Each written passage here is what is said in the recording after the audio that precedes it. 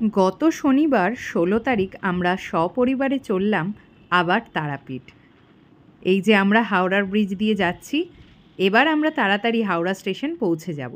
সেখান থেকে আমাদের মালদা ইন্টারসিটি রয়েছে, ঠিক ৩:২৫ নাগাদ ছাড়বে। এই যে তোজো আর তোজোর ঠাম্মার রেডি। আমাদের ট্রেন দিয়ে দিয়েছে প্ল্যাটফর্মে, তো আমরা এগিয়ে গেলাম ট্রেনের দিকে।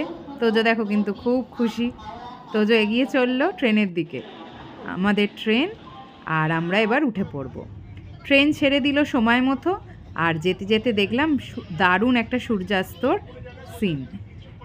তাড়াতাড়ি এখন সন্ধ্যা নেমে যাচ্ছে, তাই একটু বেশ উপভোগ করতে করতে চললাম সন্ধেটা। আর এই ট্রেনে চললে একটা উপরি পাওনা হচ্ছে এই বাউল সঙ্গীত। এই লাইনে যতগুলি ট্রেন যায় মোটামুটি সব ট্রেনেই এই বাউল সঙ্গীত শোনা যায়। এনারা ওঠেন, গান শোনায়। আমি আগের বারের ভিডিওতেও ওনাদের গান রেকর্ড করেছিলাম, তোমরা শুনেছো হয়তো।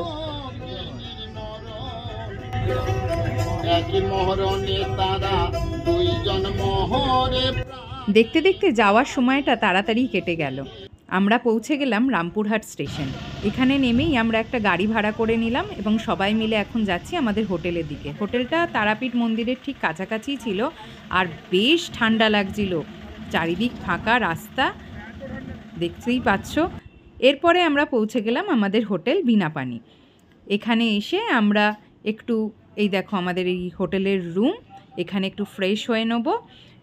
এখানে দেখে নাও, এই একটা ব্যালকনি আছে, এটা ফ্রন্ট সাইডে, আর এই সামনেই রাস্তা। এই হচ্ছে আমাদের টয়লেটটা।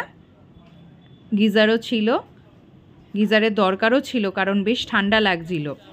আর তারপরে আমরা ফ্রেশ হয়ে বেরিয়ে পড়লাম একটু মন্দিরের উদ্দেশ্যে। রাতে মায়ের আরতি দেখব, একটু পুজো দেব। চলে এসেছি মন্দির প্রাঙ্গণে।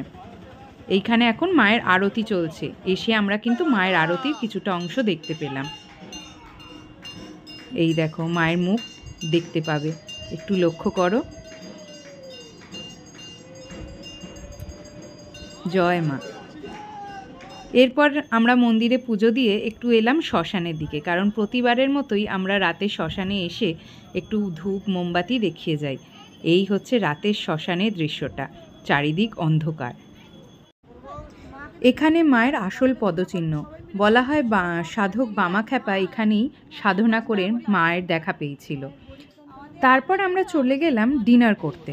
ডিনার করে নিলাম, করে নিয়ে এবারে আমরা রাতে রেস্ট নিয়ে নেবো, কারণ সকাল সকাল উঠে আবার পুজো দিতে হবে। আমরা সকালে বেরিয়ে পড়েছি, সবাই স্নান টান করে রেডি হয়ে এবারে মায়ের পুজো দিতে যাচ্ছি। সকালবেলা এই রাস্তাটা তোমরা অনেকেই হয়তো চেনো, এখান দিয়েই মন্দিরে যেতে হয়। এই মন্দির প্রাঙ্গণে এসে গেছি, এবারে আমরা মন্দিরে পুজো দিতে ঢুকছি। আমাদের সাথে যে পুরোহিত ছিলেন তিনি আগে আগে যাচ্ছেন, আমাদের পথ দেখিয়ে নিয়ে যাচ্ছে। তো কোন দিক দিয়ে লাইন আছে কি আছে, এখানে বিভিন্ন ধরনের লাইনের ব্যবস্থা আছে। ভিআইপি লাইন, অনেক ধরনের জেনারেল লাইন, এই লাইন, তো সেই সব তো তোমরা জানোই অনেকে। আমরা এখান দিয়ে গেলাম। এই যে ইনি হচ্ছেন আমাদের পুরোহিত মশাই, দরকার হলে এনার নাম্বার আপনাদের দিয়ে দিতে পারি। এটা হচ্ছে মন্দিরের পিছনের দিকটা, আমরা এই দিক দিয়েই ঢুকছি। এই যে এখানে নাট মন্দির, আর এখানে সবাই লাইনে দাঁড়িয়ে রয়েছে। আমরা এখানেই দাঁড়িয়েছিলাম, সাথে ডালা নিয়ে, পুজোর ডালা নিয়ে দাঁড়িয়েছি। সবাই অপেক্ষা করছি কখন মন্দিরের দরজা খুলবে এবং আমরা ঢুকতে পারবো। এই হচ্ছে মায়ের মন্দির, আর এই জনমানুষ, কত দর্শনার্থী দাঁড়িয়ে রয়েছে মায়ের একটু মুখ দেখবে বলে। দরজা খোলার অপেক্ষা করছি কখন মায়ের দরজা খুলবে। এই হলো মায়ের পাদুকা। এখানে আমরা সবাই মিলে গঙ্গা জল, আলতা, আরও নানা রকম দ্রব্যাদি দিয়ে মায়ের পাটা ধুইয়ে দিলাম। এখান থেকে মায়ের পা থেকে আমাদের ফুল দিল এবং সবাই মাথা ঠেকিয়ে নমস্কার করলাম। এরপর আমরা যাব গর্ভগৃহে।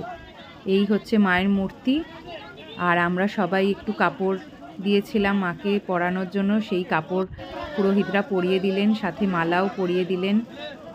এরপর আমরা বেরিয়ে আসব। বেরিয়ে এসে আমরা আশেপাশের আরও যে মন্দিরগুলি আছে সেইগুলো দর্শন করলাম। ভোলানাথের মন্দির, সাধক বামাখ্যাপার মন্দির, গণেশ ঠাকুরের মন্দির।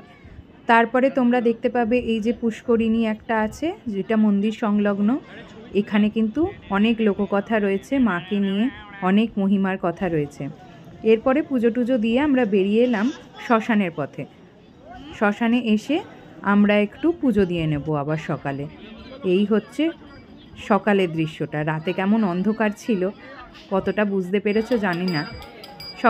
শ্মশানের ভেতরে এরকম একটি বাউল সঙ্গীত হচ্ছিল, মায়ের নামে কি সুন্দর সঙ্গীতটা গাইছিল, বেশ ভাল লাগছিল।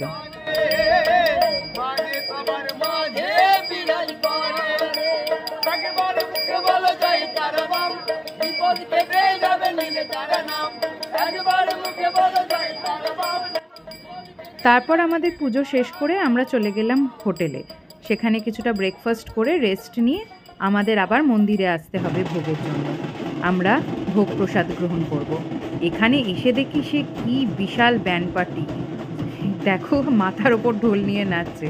এখানে কোনো একটা বিয়ে হচ্ছিল, যার জন্য আমরা মন্দিরে বসে প্রসাদ গ্রহণ করতে পারলাম না, তাই প্রসাদের থালা সব নিয়ে আমরা চলে এলাম আমাদের হোটেলের রুমে। সেখানেই আমরা প্রসাদ গ্রহণ করলাম এবং একটু পরে বেরিয়ে পড়লাম আমাদের ট্রেনের উদ্দেশ্যে। আমাদের ট্রেন ছিল ওই 6:15 নাগাদ, বন্দে ভারত, যেটা ভাগলপুর থেকে আসছে। এরপরে আমরা পৌঁছে গেলাম এই রামপুরহাট স্টেশনে। সেখান থেকেই বন্দে ভারতে উঠব 2 নম্বর প্ল্যাটফর্ম থেকে। উঠে পড়লাম।